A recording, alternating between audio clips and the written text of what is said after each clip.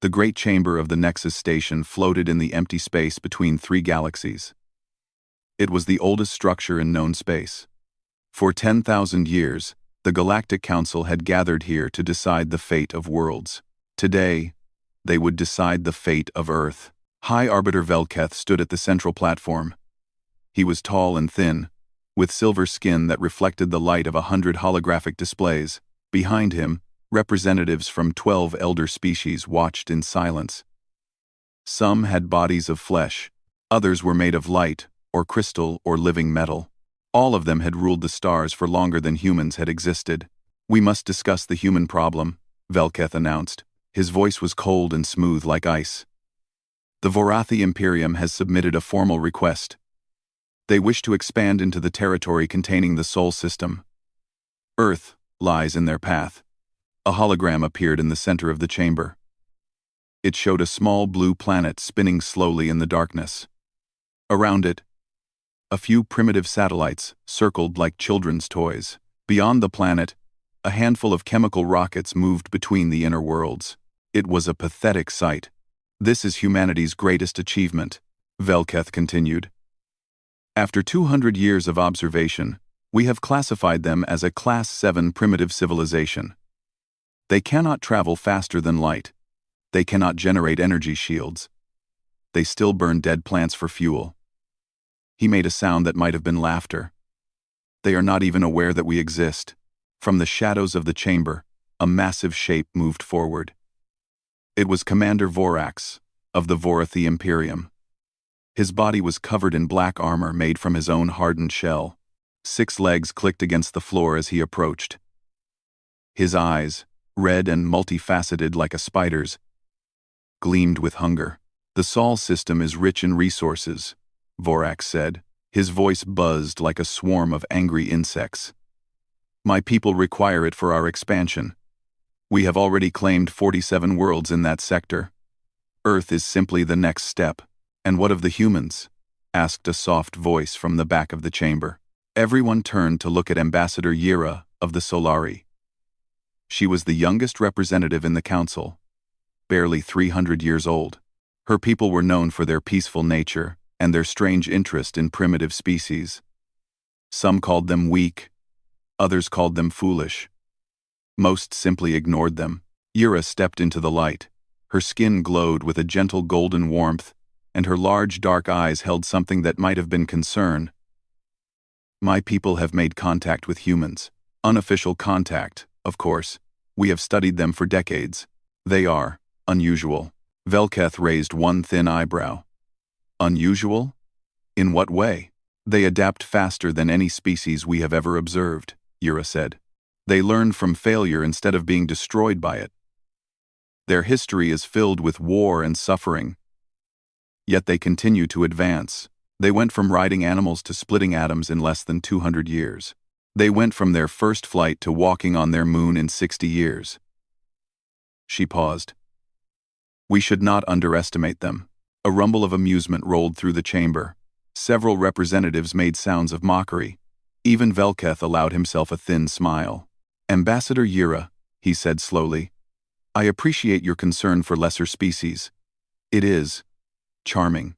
But let us examine the facts. Humanity has no interstellar capability. They have no energy weapons. They have no shields, no armor, no understanding of quantum physics beyond the most basic level. They still kill each other over imaginary lines on their planet's surface." He spread his hands wide. "What exactly should we fear from them? Their sharp sticks?" More laughter echoed through the chamber. Vorax clicked his mandibles together in what passed for a Vorathi smile. "The humans are insects," Vorax declared. "They will be dealt with as insects are always dealt with. My fleet will remove them quickly and cleanly. In 100 years, no one will remember they ever existed." Yira did not back down. "I am telling you that our observations suggest something different. Humans are not like other primitive species. When they face extinction, they do not accept their fate. They fight, they invent, they survive. Then they will fight with rocks against starships," Velketh replied. "The outcome will be the same." He turned to address the full council. We have a simple choice before us. We can protect a primitive species that means nothing to the galactic community, or we can maintain peace with the Vorathi Imperium, one of our most powerful member species. His eyes swept across the chamber. I recommend we authorize cleansing protocols for Earth. The humans will receive no warning. They would not understand it anyway. The operation will be quick and merciful. Merciful? Yura stepped forward. You speak of genocide. Content. I speak of necessity, Velketh replied calmly. The strong survive. The weak do not. This is the way of the galaxy. Humanity's time has simply come to an end before it truly began. There is no shame in this. They are not the first primitive species to be cleared for expansion, and they will not be the last. The vote was called. One by one, the representatives made their choice. 11 voted in favor of the cleansing. Only Yura voted against. The motion passes, Velketh announced. Commander Vorax, you may proceed. Earth is yours. Vorax rose to his full height, towering over the other representatives. My fleet will depart immediately. 300 warships should be more than enough for such a simple task. The humans will never know what killed them. As the council session ended, Yura remained in her seat. She watched the representatives file out of the chamber, laughing and talking about minor political matters. Earth's fate had been decided in less than an hour. To them, it was nothing more than routine business. But Yura felt something cold in her chest, a feeling she could not explain. Her people had walked among humans. They had seen the fire in their eyes, the stubborn refusal to accept defeat, the strange creativity that turned weakness into strength. She remembered an old Solarii proverb. Beware the creature that has nothing left to lose. Humanity did not know it yet, but they had just become that creature. 300 Vorathi warships powered up their engines and set course for Sol. The journey would take 2 weeks. They expected no resistance. They expected an easy victory. They were wrong. 100 years before the council's vote, a ball of fire fell from the night sky over northern Canada. Dr. Elena Vance was 26 years old when she found the crash site. She was a physicist working at a remote research station, studying cosmic radiation. The explosion had woken her at 3 in the morning. She drove through the snow for 2 hours before she found the wreckage. The ship was small, barely larger than a car. Its metal surface was smooth and black, covered in symbols that hurt her eyes to look at. And inside the broken hull, she found the pilot. The creature was humanoid but clearly not human. Her skin was golden and warm, even in the freezing cold. Her large dark eyes stared up at Elena with desperate intelligence. She was dying. A piece of metal had pierced her chest, and silver blood pooled beneath her. Elena tried to help. She pressed her hands against the wound, but she knew it was hopeless. The alien's biology was beyond her understanding. I am sorry, the creature whispered. Her voice was beautiful and sad. I came to warn you. I came too late. Warn us about what? Elena asked. The alien reached out with one trembling hand. She pressed something small and cold into Elena's palm. It was a crystal, no larger than a grape, glowing with soft inner light. Everything, the alien said. Everything you need to know. Everything you need to survive. She coughed, and more silver blood spilled from her lips. The galaxy is not kind to the weak. You must become strong. You must prepare. They will come for you one day. When they do, you must be ready. Who? Who will come? But the alien's eyes had gone dark. Her golden skin turned gray. Her last breath escaped into the frozen air and disappeared. Elena sat alone in the snow, holding the crystal in her hands. She did not know it yet, but she was holding humanity's future. The crystal contained a library of knowledge, star maps, physics equations, engineering designs. The alien had given humanity the keys to the stars, but she had also given them a warning. Earth was not alone in the universe, and the universe was full of monsters. When Elena presented her discovery to the world's governments, She expected doubt. She expected fear. She expected denial. Instead, she found something she had never expected: unity. For the first time in human history, every nation agreed on something. The threat was too great to ignore. The opportunity was too precious to waste. Political differences suddenly seemed very small compared to the reality of alien civilizations that could destroy Earth without effort. The United Earth Compact was formed in secret. Every resource that could be spared was directed toward a single goal: survival. The world's greatest scientists worked together to understand the alien technology. The world's greatest engineers worked to build it. The world's greatest leaders worked to hide it all. They called it Project Silence. On the surface, Earth continued as normal. Space programs launched small rockets and celebrated tiny victories. Satellites orbited the planet with primitive technology. Television shows wondered if humans were alone in the universe. It was all a performance. A lie carefully designed to make Earth look weak and unimportant. But beneath the surface, everything was different. Deep inside mountains and far beneath the oceans, factories built machines that should not exist for another 1,000 years. Shipyards carved into asteroids beyond Neptune assembled warships in the darkness. Young men and women trained in secret military academies, learning to fight enemies they had never seen. Humanity worked in silence for 100 years. Fathers passed the secret to their sons. Mothers taught their daughters. Generation after generation kept the faith. They built and they trained and they waited. The alien technology was impressive. But humans did not simply copy it. They improved it. They combined it with their own ideas. They pushed it further than its creators had ever imagined. Where the aliens had designed weapons for efficiency, humans designed weapons for overwhelming destruction. Where the aliens had built ships for travel, humans built ships for war. This was humanity's gift. They did not just learn. They innovated. They evolved. They took what others had made and made it better. 1,000 years of warfare had taught them how to turn weakness into strength, how to use fear as fuel, how to survive against all odds. By the time the Vorathi fleet departed for Sol, humanity had built 2,000 warships. Each one was faster, stronger, and more deadly than anything the galaxy had ever seen. They waited in the darkness beyond Neptune, hidden from every sensor, silent as ghosts. Admiral Chenwei stood on the bridge of the UES Defiance. She was 62 years old, with gray hair cut short and eyes like black stone. Her family had served in Project Silence for 4 generations. Her great-grandmother had been Elena Vance's first recruit. The message came through her console. Alien vessels approaching Sol. 300 contacts. Hostile formation. Estimated arrival in 6 hours. Admiral Chen read the message twice. Then she smiled.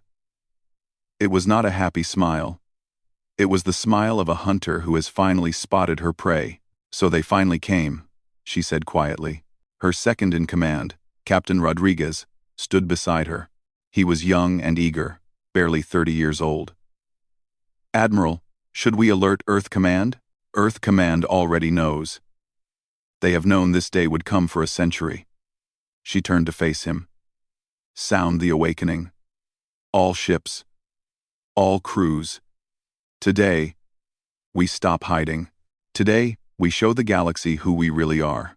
The message spread through the hidden fleet like fire through dry grass. 2,000 ships powered up their engines. 2,000 crews prepared for battle. 2,000 captains waited for the order to move. Admiral Chen looked out at the stars. Somewhere out there, 300 alien warships were racing toward Earth, expecting to find a helpless planet full of primitive creatures. They expected easy prey. They expected no resistance. They had no idea what was waiting for them. All ships, Admiral Chen announced over the fleet-wide channel. This is Admiral Chen Wei. For 100 years, we have worked in silence. We have built in secret. We have prepared for this moment. Today, the silence ends. She paused, letting her words sink in. Today, humanity goes to war. And we will show them why our ancestors conquered every challenge they ever faced. We will show them why humanity survives. She took a deep breath. All ships, jump to coordinates Alpha 1. Formation Omega. Maximum weapons. No mercy. Space bent around the fleet. Stars stretched into lines of light. And 2,000 human warships vanished into the void, racing toward a battle that would change the galaxy forever. Commander Scrix stood on the bridge of the Vorathi flagship Devourer. Through the viewing screen, he could see Earth growing larger against the darkness of space. The little blue planet looked peaceful and soft, like fruit waiting to be picked. Report, he clicked, his mandibles clacking together with anticipation. His sensor officer bent over his console. Scans show primitive orbital stations around the planet. Chemical rockets in the inner system. No military vessels detected. No energy signatures of any concern. The officer made a sound like grinding metal. The Vorathi version of laughter. They have no idea we are here. Scrix felt satisfaction roll through his body. This would be the easiest conquest of his career. The humans were even weaker than the Council had suggested. Their tiny satellites and pathetic rockets were almost sad to look at. Power up the cleansing beams, Scrix ordered. We will burn their cities first. Then we will collect whatever resources remain. This should take no more than one solar cycle. The 300 ships of his fleet spread out into attack formation. They had done this many times before. 47 worlds had fallen to the Vorathi in this sector alone. Primitive species were always the same. Confused, terrified, helpless. They died screaming, and then they were forgotten. Scrix allowed himself to imagine the glory that awaited him. When he returned home, he would be celebrated as a hero. The conquest of Earth would add another victory to his record. Perhaps he would finally be promoted to the high command. Commander, the sensor officer said suddenly, his voice strange. What is it? I am detecting something. Energy readings at the edge of the system. They appeared from nowhere. Scrix turned to look at the sensor display. At first, he saw nothing. Then the numbers began to change. Energy signatures appeared one after another, growing in strength and number. How many contacts? Scrix demanded. The sensor officer did not answer immediately. His claws moved across the console, checking and rechecking his readings. When he finally spoke, his voice was very quiet. 2,000, Commander. 2,000 contacts. They are surrounding us. Before Scrix could respond, space itself tore open. The human fleet emerged from fold space in perfect formation. They appeared all around the Vorathi ships. Above and below. Left and right. In front and behind. It was a sphere of steel and fire, a cage with no exit. The Vorathi were trapped in the center like insects caught in a web. Scrix stared at the viewing screen. His compound eyes could not process what they were seeing. The human ships were nothing like the primitive technology his scans had detected. They were sleek and deadly, covered in weapons that his computers could not identify. They moved with a precision that spoke of advanced technology and endless training. This was impossible. This was completely impossible. Humans were Class 7 primitives. They could barely reach their own moon. They could not have a fleet like this. A transmission came through on all frequencies. Scrix listened to the alien voice, cold and clear. Vorathi fleet. You have entered sovereign human space with hostile intent. You have 30 seconds to surrender unconditionally. There will be no second warning. 1. For a long moment, Scrix could not speak. His mind was frozen with shock and confusion. Then anger replaced his fear. The Vorathi did not surrender. The Vorathi had never surrendered in 10,000 years of conquest. They were the hunters, not the prey. All ships, Scrix screamed into his communicator. Attack! Destroy them all. The Vorathi fleet opened fire. 300 ships unleashed their weapons at once, filling space with deadly energy. It should have been enough to destroy any enemy. It should have ended the battle before it truly began. The human ships did not even slow down. Their shields absorbed the Vorathi weapons like water absorbing rain. Blue light flickered across their hulls, but nothing broke through. The energy beams that had destroyed 47 worlds simply vanished against human defenses. Then the humans fired back. Scrix had never seen weapons like these. Railguns launched metal projectiles at speeds that should not have been possible. The rounds moved so fast that they glowed white with heat. They punched through Vorathi armor like paper, tearing ships apart from the inside out. Energy lances cut through space in bright lines, slicing warships in half with a single strike. Missiles swarm in patterns that adapted in real time, finding weaknesses that the Vorathi did not know they had. The battle lasted 4 minutes. In those 4 minutes, the Vorathi fleet was completely destroyed. Ships exploded one after another, filling space with fire and debris. Escape pods launched in desperate panic, only to drift helplessly in the void. The screams of dying crew members filled every communication channel. When it was over, 298 Vorathi ships were burning wreckage. Only 2 remained. Their engines damaged. Their weapons destroyed. Their crews too shocked to even speak. On the bridge of the Devourer, Commander Scrix stood frozen. His flagship had somehow survived, though half his crew was dead and his ship could barely move. He watched the human fleet through the viewing screen. 2,000 ships, and not one of them was damaged. Not one of them had even been scratched. The transmission came again. The same cold voice, the same calm tone. Commander Scrix, you are alive because we allowed you to be alive. You and one other ship will be permitted to leave. You will return to your homeworld. You will tell your leaders what happened here today. You will tell the Galactic Council. Scrix tried to respond, but his voice would not work. Go, the voice continued. Run home, little bug. Tell your masters what you saw. Tell them that Earth is not prey. Tell them that humanity remembers every wrong done to them.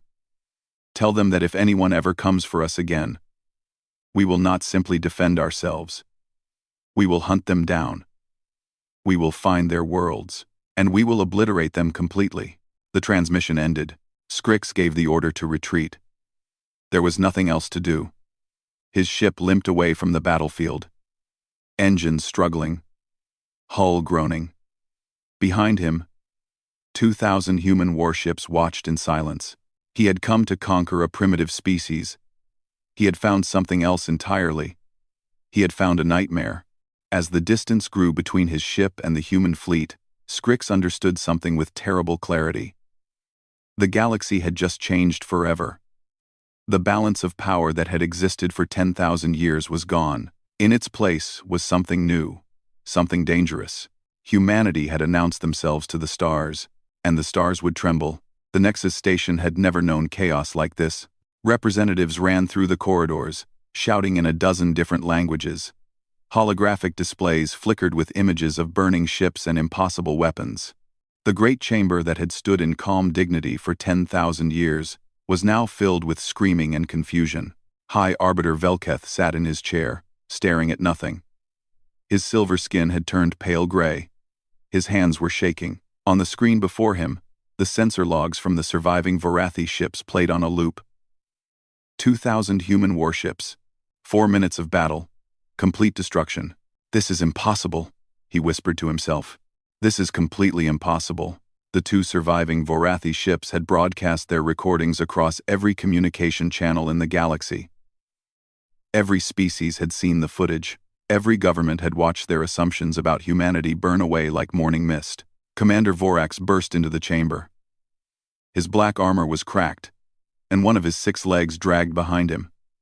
He had traveled back to the Nexus station at maximum speed, desperate to report what had happened. His red compound eyes were wild with something that Vorathi never showed. Fear. They destroyed us! Vorax screamed, his voice buzzing with panic. They destroyed us like we were nothing. 300 warships gone in minutes. Our weapons did nothing. Our shields did nothing. Nothing worked against them. Calm yourself, Commander. Velketh said weakly. Calm? You want me to be calm? Vorax slammed his claws against the floor.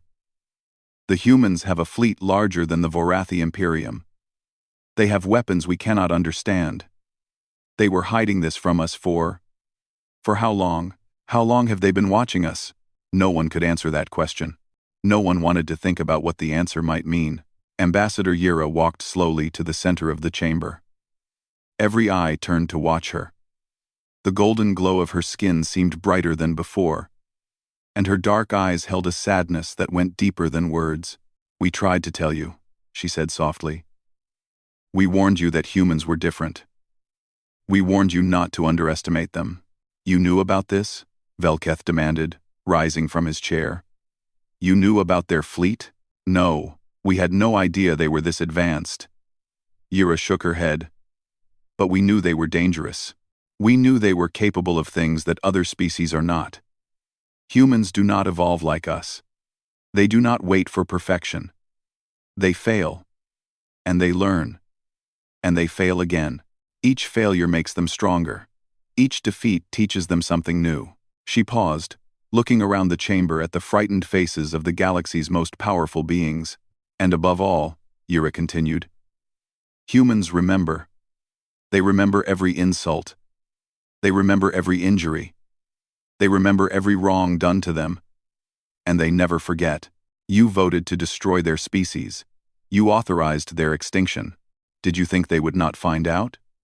Did you think they would not prepare?" Silence fell across the chamber.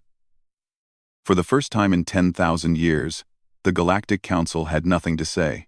A new signal came through the communication systems. A request for transmission from the Sol system. From Admiral Chen Wei, of the United Earth Compact. Velketh looked at the other representatives. No one objected. No one dared. "Accept the transmission," Velketh ordered. A hologram appeared in the center of the chamber. It was a human female, older than most of her species but still strong and sharp. Her gray hair was cut short, and her black eyes seemed to look at each representative individually. She wore a simple military uniform with no decorations, no symbols of rank. She did not need them. Her power was obvious in every line of her face. "Members of the Galactic Council," Admiral Chen said calmly. "My name is Admiral Chen Wei. I command the defense forces of the United Earth Compact. I am here to discuss the future." Velketh tried to speak, but his voice failed him. He swallowed and tried again. "Admiral Chen, we did not expect." "I know exactly what you expected." Chen's voice was cold but not angry. "You expected to find a primitive species burning fossil fuels and playing with rockets. You expected easy prey. You expected to wipe us out without a fight." She paused, letting her words sink in. "We know about the vote. We know what you authorized. We have known for a very long time." She tilted her head slightly. "Did you think we were stupid?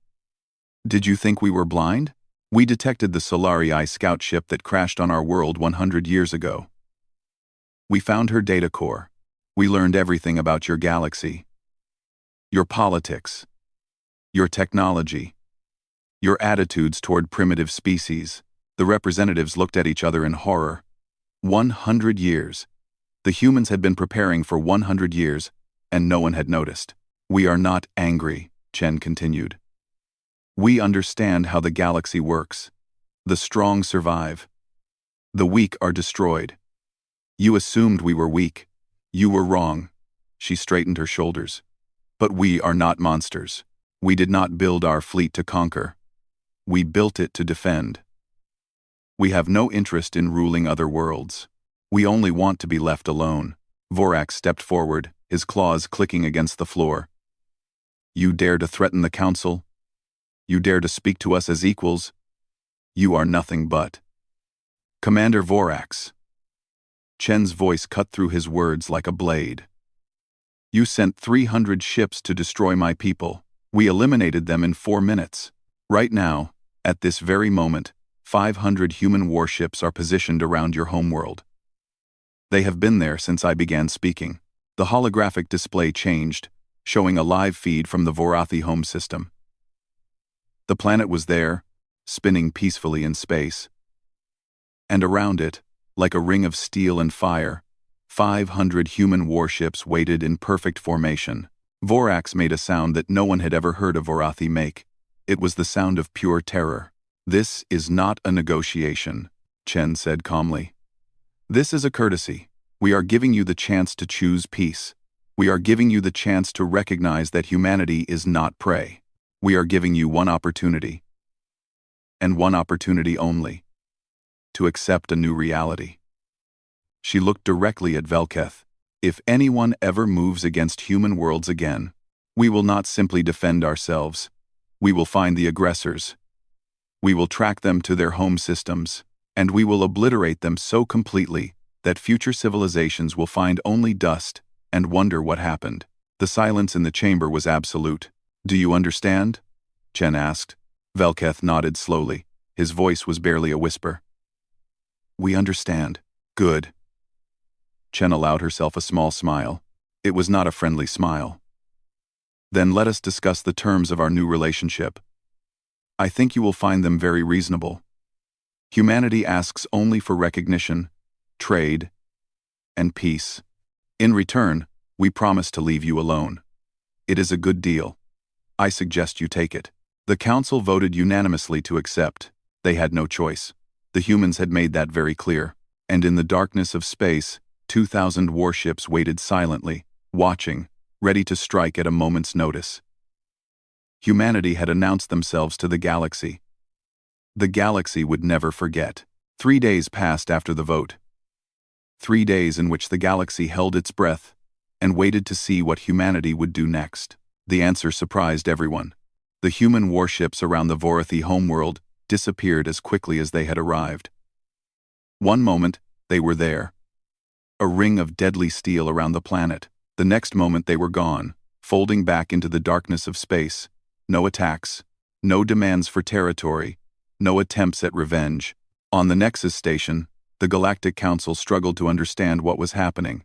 Every other species in their history had used power for conquest. Every other species had reached for more when they had the advantage, but the humans simply withdrew. Ambassador Yira requested a private meeting with Admiral Chen. To her surprise, the request was immediately accepted. The human admiral traveled to the Nexus station herself, arriving on a small transport ship with only 2 guards. It was either extremely brave or extremely foolish. Yira suspected it was a message in itself. They met in a small chamber overlooking the endless stars. Chen stood at the window, her hands clasped behind her back, watching the lights of distant galaxies. Yira approached slowly, her golden skin glowing softly in the darkness. Admiral Chen, Yira said carefully. Thank you for agreeing to meet with me. Chen turned to face her. Up close, she looked older than she had in the hologram. Lines marked her face, and shadows lived beneath her eyes. But her gaze was still sharp, still steady. You are the one who argued against our destruction, Chen said. You voted no when everyone else voted yes. Why? We have see. Yira considered the question. Because I knew it was wrong.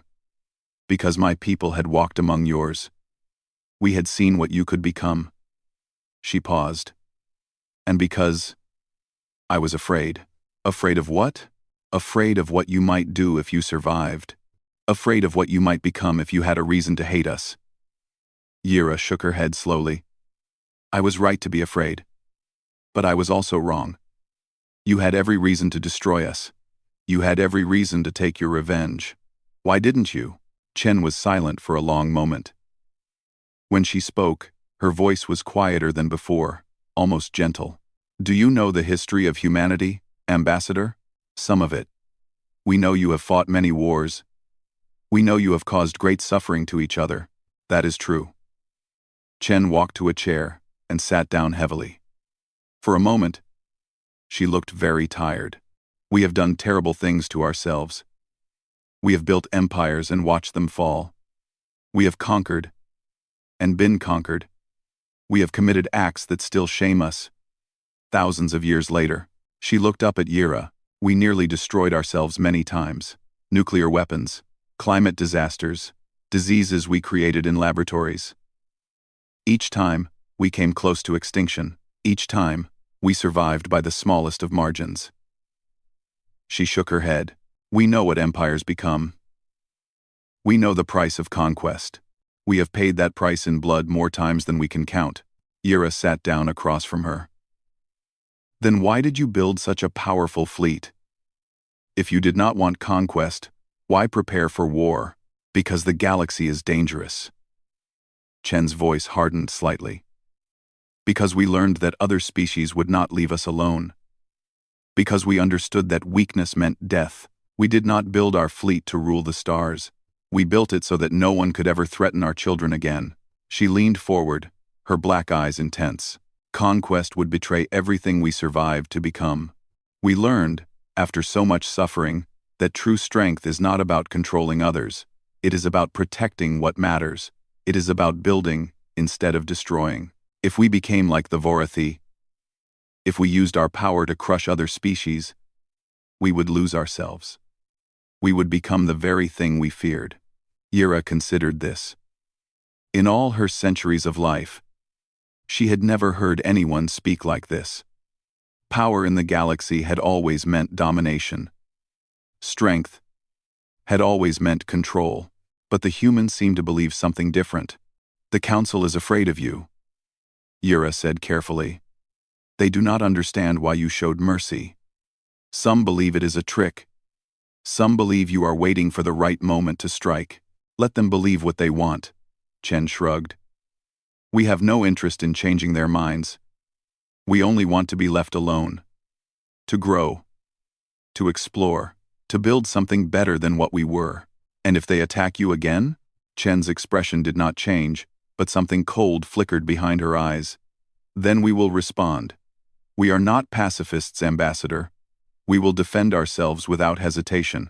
If the Vorathi or anyone else comes for our worlds again, we will make them regret it. Deeply. But you will not strike first? No. We will not start wars. We will only finish them. Chen stood up and walked back to the window. This is the choice we made long ago. When we first learned the truth about the galaxy, we could have become conquerors. We could have built an empire to rival any in history. Instead, we chose a different path. She turned to face Yira one last time. Humanity forgives, Ambassador. We know that fear makes people do terrible things. We know that the Council acted out of ignorance, not true evil. We are willing to move forward, to trade with you, to learn from you, to share what we know. Her voice dropped slightly. But we never forget. The Council voted to destroy us. We will remember that vote for 1,000 years, and if anyone ever mistakes our mercy for weakness, we will remind them of what happened to the Vorathi fleet. Yira nodded slowly. She understood now. Humanity was not offering friendship. They were not seeking alliance. They were simply drawing a line in the sand. On one side was peace. On the other side was annihilation. I think, Yira said quietly, that the galaxy has much to learn from your species. Perhaps. Chen allowed herself a small smile, and for just a moment she looked almost human. Or, perhaps you will make the same mistakes we did. Perhaps you will need to nearly destroy yourselves before you understand. She shook her head. We hope not. We hope you can learn without paying the price we paid. Quote, the meeting ended, and Admiral Chen returned to her fleet. The Nexus station slowly returned to normal operations. Trade agreements were signed. Diplomatic channels were opened. Humanity joined the galactic community, not as members but as something else entirely. Something that had never existed before. The Council learned to live with their new neighbors. They learned to respect the strange species from the little blue planet. They learned, slowly and painfully, that humanity was neither friend nor enemy. They were simply humanity, different, dangerous, and forever watching. Years passed, and the galaxy changed. New species rose and fell. Old conflicts faded into history. But the memory of those 4 minutes remained. The memory of 300 Vorathi ships burning in the darkness. The memory of Admiral Chen's cold voice speaking truth to the powerful. And in the space beyond Earth, the human fleet waited. Silent. Patient. Ready. They had made their choice long ago. They would protect their world. They would defend their children. They would never seek conquest, but they would never be victims again. The stars belonged to everyone, but Earth belonged to humanity, forever.